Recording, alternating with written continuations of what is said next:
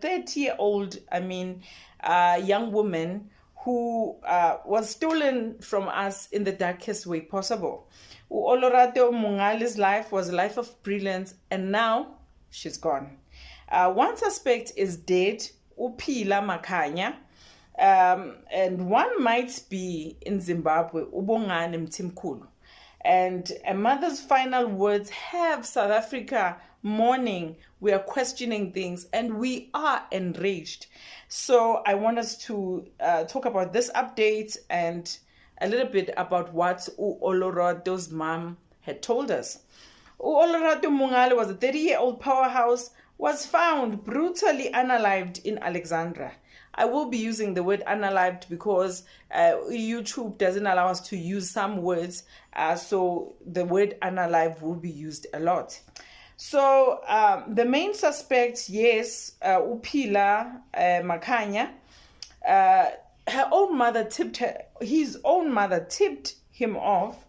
Hey, mothers, I don't know what we're doing, hey? These days, we're doing very questionable things. So he was tipped off by the mother and was pew-pewed down in a shootout with the police. Now, 2 suspects are on the run and possibly crossing borders. SAPS is still digging, and the evidence, there are quite a few things that they found, and I will be telling you just now what they found. So they found the crime happened here in Johannesburg, but they found a car in KZN.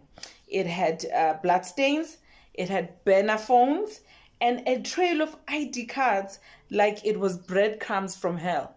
So a lot of women have come through. They've told their stories that they've had encounters with these people. So we are going to discuss that in just a little while. So let us get into the mother to daughter. When I was listening to the mother, it sounded like a love letter. Her mother didn't just raise her. She said they grew up together. I'm thinking maybe she got to Olorato when she was young, so they grew up together. That's what she meant.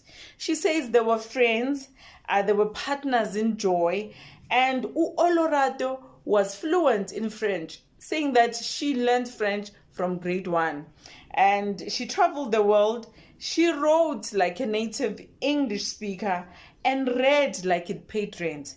So she said also Olorato lived 60 years in 30 years because she her life was cut in 30, but she really lived her life. There's nothing that she didn't do. That's what she told us.